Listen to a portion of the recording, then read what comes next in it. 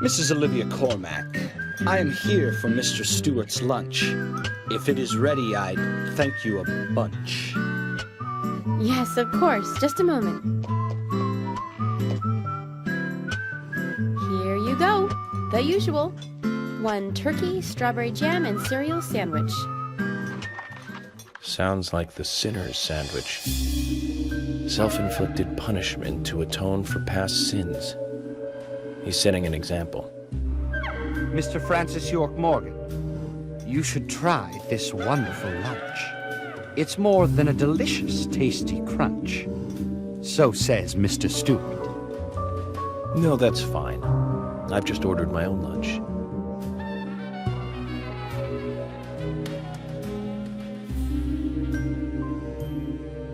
Mr. Francis York Morgan, that is, Mr. Stewart's order is delicious, I should mention. And Mr. Nick Cormack is a genius for creating this perfection. So says Mr. Stewart. Still, I have a hunch I might not like it. You sure that sandwich is that good?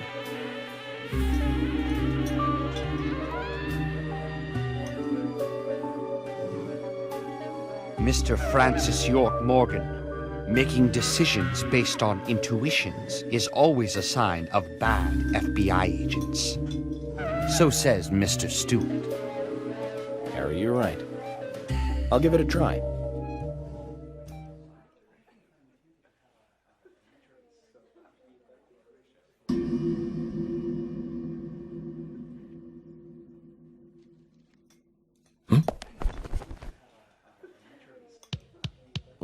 I can't believe it. This is fantastic. It's really good. Olivia, I'm sorry, but can I change my order? I'll have what Harry is having.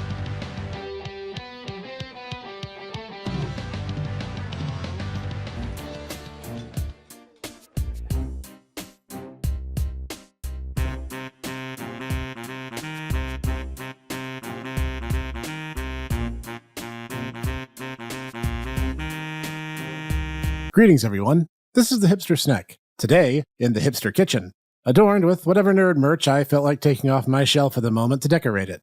And today, we're taking a trip to Greenvale with Special Agent Francis York Morgan. Just call him York. It's what everyone calls him. The name of the game is Deadly Premonition worldwide and Red Seed's Profile in Japan. And as you just saw, York is a world-weary man who knows much of the obscure culinary world. And today, we focus on the Sinner's Sandwich. A sandwich so horrid that one only eats it in penance for their past wrongdoing. So for this inaugural episode of Snek Snacking, which, yes, that's the name I finally settled on, we are going to go over how to prep and, yes, sample this selfsame, self-inflicted, sadistic sinner sandwich. In fact, we're actually going to make 2 versions of it, because even though sandwiches are fairly simple to make, I thought it might be fun to take some of my Tomo Bros recommendations and make a variation of the dish just for fun. Though how much fun I'll have may hinge on just how sinful this sandwich actually ends up being. Well, that preamble out of the way, let's go over what tools and ingredients we're going to need to concoct Nick Cormack's unique dish. To begin with, we'll need a plate for obvious plating purposes. Sandwiches being what they are, all prep work can possibly be done here if you choose. Yes, I do own nice plates and silverware despite my bachelor status. Stand in amazement of my excellent and tasteful color-matching prowess. We'll also not want to stab ourselves with a knife we'll ultimately cut the sandwiches with while we're at it. That was very dangerous. Please don't handle things like I do. I am a trained professional moron. Speaking of, we'll also have much less dangerous stabby implements for spreading purposes on hand as well. More on that later. Next, first among the ingredients is going to be the bread. Which type of bread used is not actually mentioned in-game, and it looks like the usual bleached white bread, but if I'm in charge of picking, I'm going to use whole wheat bread. Yes, it's still pure sugar, but it has a more satisfying texture and holds up under heavy condiments like jelly we'll be using for today's plate. Next up is the turkey. The sandwich York is holding is relatively small, meaning they aren't using chunks of turkey breast, so I opted to use a pre-sliced deli turkey. It's savory, it's a little salty, and it tastes good on its own and fits the profile of the image quite nicely. Next, we'll need the jam. Well, jelly in my case, as these squeeze bottle types are much easier for a species that lacks hands such as mine. The in-game recipe calls for strawberry flavor, but I also doubled up with a grape version for our variant sandwich, on account that those are the two flavors my grocery store carried in these convenient packages. Side note, I literally did not know squeeze jelly was a thing until this very year. What a world we live in. Next, Olivia mentioned the use of cereal, but fails to specify what type.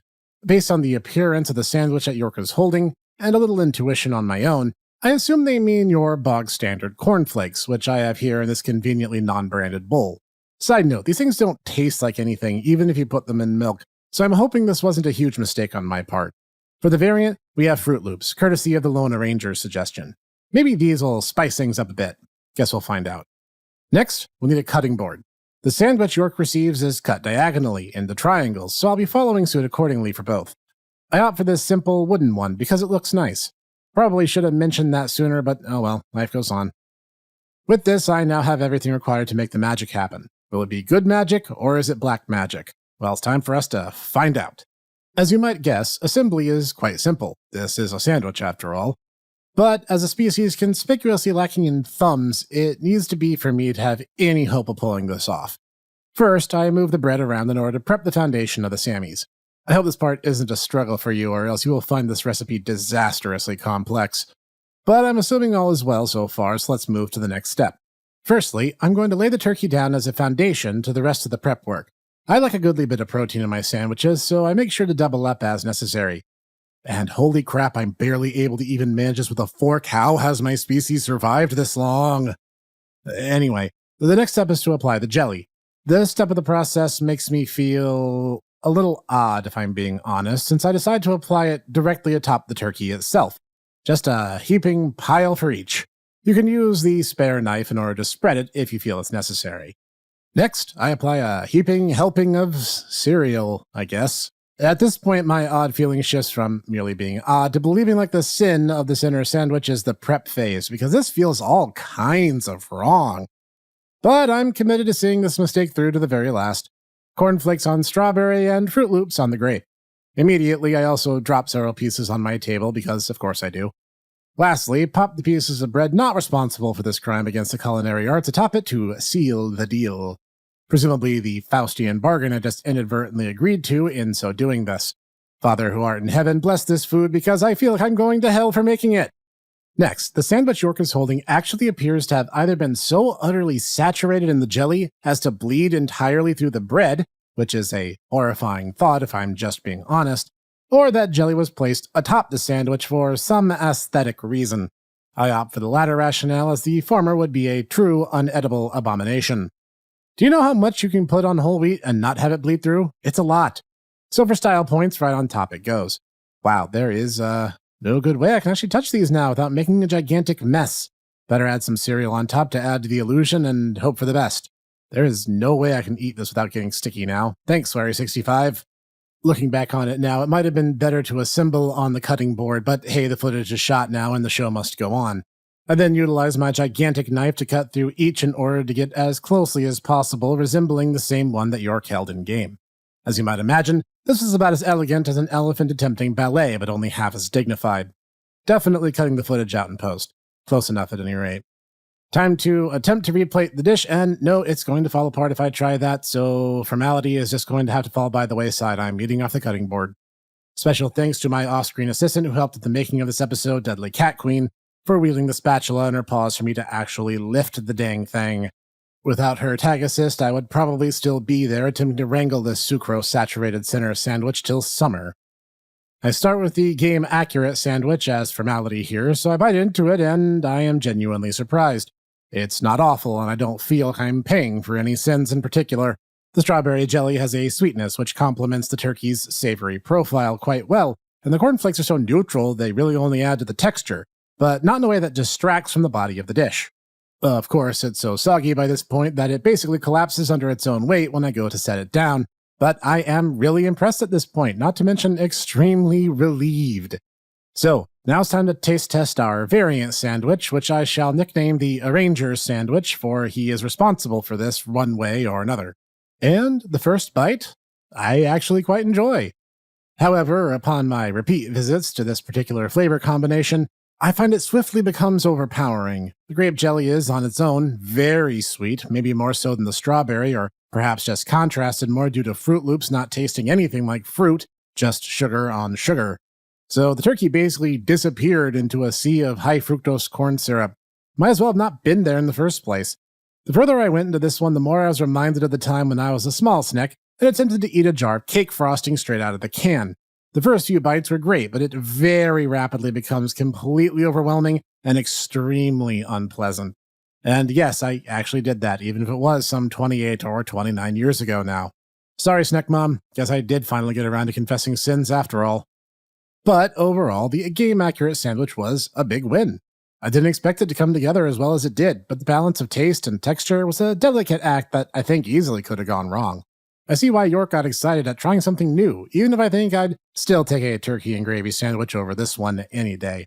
The variant, however, while a fun and interesting experiment, ended up extremely overpowering, sickeningly sweet, especially for sinners who seek to send up their sins to the sky. If you're going to do this for yourselves, definitely stick to recipe A and enjoy a bit of what York got to enjoy. But overall, this gets a thumbs up insofar as I'm able to offer one. If you enjoyed today's first episode of Snek Snacking, hit that like button so I know. If you want to see more like this, leave a comment with your video-related snacking ideas down below. And don't forget to subscribe for more like this each week, and a very special thanks to the Clumsy Cat Queen for assisting and helping with the cleanup after the fact, linked to her Let's Play channel down below. A must for people who love cats, of course.